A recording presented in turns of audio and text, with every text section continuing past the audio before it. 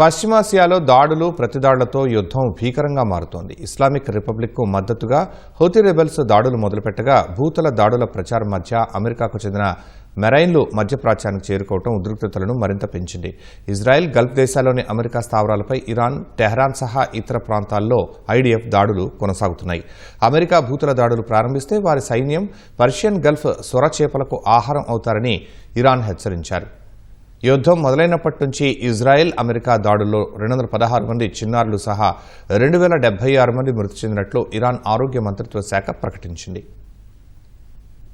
పశ్చిమాసియా యుద్ధం రోజురోజుకు ఉగ్రరూపం దాలుస్తోంది. ఇరాన్కు మద్దతుగా హూతీ రెబెల్స్ ప్రత్యక్ష దాడులకు దిగటం, అమెరికాకు చెందిన వేల మంది మెరైన్ సైనికులు మధ్యప్రాచ్యానికి చేరుకోవడంతో ఈ సంక్షోభం ఇప్పట్లో తగ్గే సూచనలు కనిపించడం లేదు. ఈ ఉదయం టెహ్రాన్లోని తాత్కాలిక కమాండ్ సెంటర్లో ఆయుధ తయారీ కేంద్రాలే లక్ష్యంగా దాడులు చేసినట్లు ఇజ్రాయెల్ సైన్యం ప్రకటించింది. హెడ్ క్వార్టర్స్ లో పనిచేసే కమాండర్లను కూడా టార్గెట్ చేసినట్లు తెలిపింది. ఇరాన్ గగనతల రక్షణ వ్యవస్థలు యాక్టివ్ గా ఉన్న సమయంలోనే ఉత్తర టెహ్రాన్లో 2 భారీ పేలుళ్లు జరిగినట్లు పేర్కొంది. ముఖ్యమైన ఆయుధ ఉత్పత్తి కేంద్రాలపై దాడులను కొన్ని రోజుల్లో పూర్తి చేస్తామని ఐడిఎఫ్ తెలిపింది. అటు దక్షిణ లెబనాన్లో 2 వారాలుగా నిర్వహిస్తున్న భూతల దాడుల్లో తమ సైనికుడొకరు చనిపోగా మరో 3 గాయపడినట్లు ఐడిఎఫ్ ప్రకటించింది. గత 24 గంటల్లో ఇజ్రాయెల్ దాడుల్లో 9 మంది పారామెడిక్లు ప్రాణాలు కోల్పోయినట్లు లెబనాన్ ఆరోగ్య వర్గాలు వెల్లడించాయి. యుద్ధం మొదలైనప్పటి నుంచి ఇజ్రాయెల్, అమెరికా దాడుల్లో 216 మంది చిన్నారులు సహా 2076 మంది మృతి చెందినట్లు ఇరాన్ ఆరోగ్య మంత్రిత్వ శాఖ ప్రకటించింది. 26,500 మందికి పైగా గాయపడినట్లు తెలిపింది. లక్షకు పైగా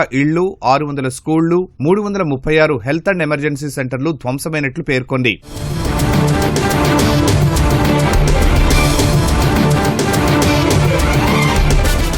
ఇజ్రాయెల్పై కూడా ఇరాన్ ప్రతీకార దాడులు ఉధృతం చేసింది. టెలవీవ్, జెరూసలేం తదితర ప్రాంతాల్లో సైరన్ హెచ్చరికలు జారీ చేసిన కొద్ది గంటల్లోనే వరుస పేలుళ్ల శబ్దాలు వినిపించినట్లు స్థానికులు తెలిపారు. ఉత్తర ఇజ్రాయెల్లోని 100 పట్టణాల్లో సైరన్ హెచ్చరికలు మోగినట్లు స్థానిక మీడియా వెల్లడించింది. ఇరాన్ ప్రయోగించిన క్షిపణులు, డ్రోన్లను తమ గగనతల రక్షణ వ్యవస్థలు అడ్డుకున్నట్లు గల్ఫ్ దేశాలు తెలిపాయి. ఇనుము కరిగించే అతిపెద్ద ఫ్యాక్టరీ స్మెల్టర్ పై జరిగిన దాడిలో 2 కార్మికులకు గాయాలైనట్లు బహ్రెయిన్ తెలిపింది. గత నెల నుంచి ఇరాన్ ప్రయోగించిన 174 క్షిపణులను, 391 డ్రోన్లను కూల్చినట్లు వెల్లడించింది. కువైట్ అంతర్జాతీయ విమానాశ్రయంలోని రాడార్ వ్యవస్థ తీవ్రంగా దెబ్బతింది. ఇరాన్ ప్రయోగించిన 4 డ్రోన్లను కూల్చేసినట్లు కువైట్ వెల్లడించింది. 16 క్షిపణులు, 42 డ్రోన్లను ఈ ఒక్కరోజే తమ గగనతల రక్షణ వ్యవస్థ అడ్డుకున్నట్లు యుఏఈ ప్రకటించింది. సౌదీ అరేబియా సైతం 10 ఇరాన్ డ్రోన్లను కూల్చినట్లు తెలిపింది. ఇజ్రాయెల్పై 2వ రోజు కూడా హూతీ రెబెల్స్ దాడులు కొనసాగుతున్నాయి. ఉత్తర ఇజ్రాయెల్పై రాకెట్లు, డ్రోన్లతో దాడులు చేసినట్లు హూతీలు ప్రకటించారు. ఈ తెల్లవారుజామున ఇరాక్ రాజధాని బాగ్దాద్లో డ్రోన్ దాడి జరిగింది. అయితే ఎలాంటి నష్టం కానీ, గాయాలు కానీ కాలేదని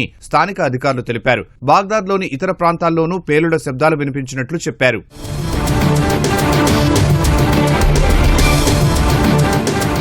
ఇరాన్పై అమెరికా భూతల దాడులు చేపట్టే అవకాశాలున్నాయనే ప్రచారం నేపథ్యంలో ఇరాన్ పార్లమెంట్ స్పీకర్ స్పందించారు. అమెరికా సైనికులను ఎదుర్కొనేందుకు ఇరాన్ సైన్యం సిద్ధంగా ఉందని తెలిపారు.